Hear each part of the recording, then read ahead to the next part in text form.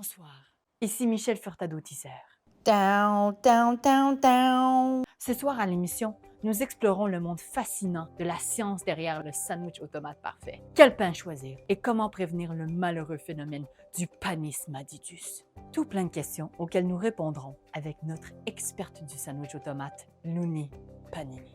Bonne émission. J'ai ici avec moi, experte du sandwich automate, Louni Panini. Merci d'être là ce soir. Merci beaucoup, Madame Furtado-Tisser. Quels sont les enjeux derrière la confection de sandwich automate? Vous savez, Michel, il existe un gros enjeu qui est aussi un gros tabou dans l'univers du sandwich automate. C'est ce qu'on appelle le panis madidus ou de son nom commun, le pain mouillé.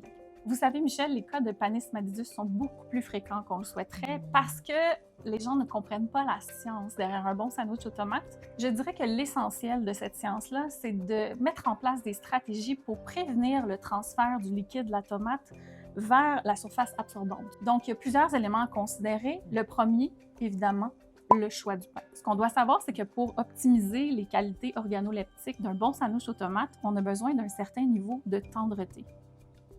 La première stratégie qu'on peut mettre en place, c'est de créer une surface un peu moins absorbante en faisant griller le pain. Et là, c'est un sujet qui peut diviser la population. Il y a une école de pensée qui encourage le grillage du pain et d'autres qui la découragent. Personnellement, Michel, j'aime bien trouver un terrain d'entente, donc je ne fais griller qu'un seul côté de la tranche de pain à la poêle, ce qui permet de conserver la tendreté du pain tout en créant une surface qui va prévenir l'effet éponge. L'autre stratégie à mettre en place pour prévenir le transfert de l'eau de la tomate vers le pain, c'est de créer une barrière protectrice à l'aide d'une matière grasse.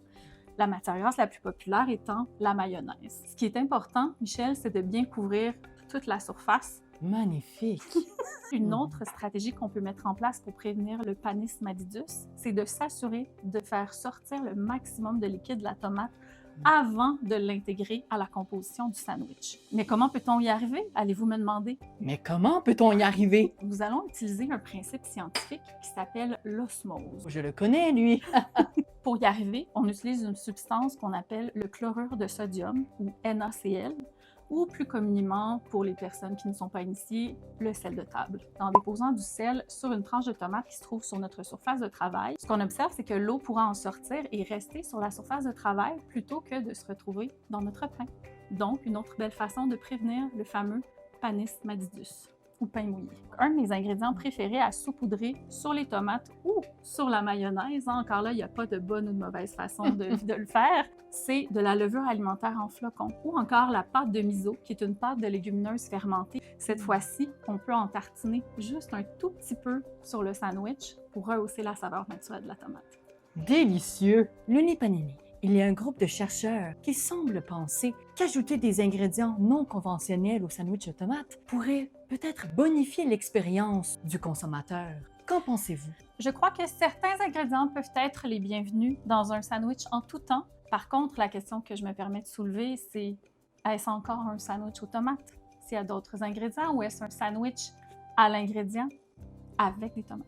Michel, on en arrive à l'étape ultime de notre protocole de sandwich aux tomates qui est la dégustation. On a ici un sandwich qui a malheureusement, malgré toutes les précautions qu'on a prises, été affligé du panis madidus. Et la raison est simple, on ne l'a pas dégusté immédiatement. Selon mes recherches, le délai acceptable pour la consommation d'un sandwich aux tomates est de moins de 4 minutes. Délicieux. Un petit peu mouillé. Délicieux. Down, down, down, down.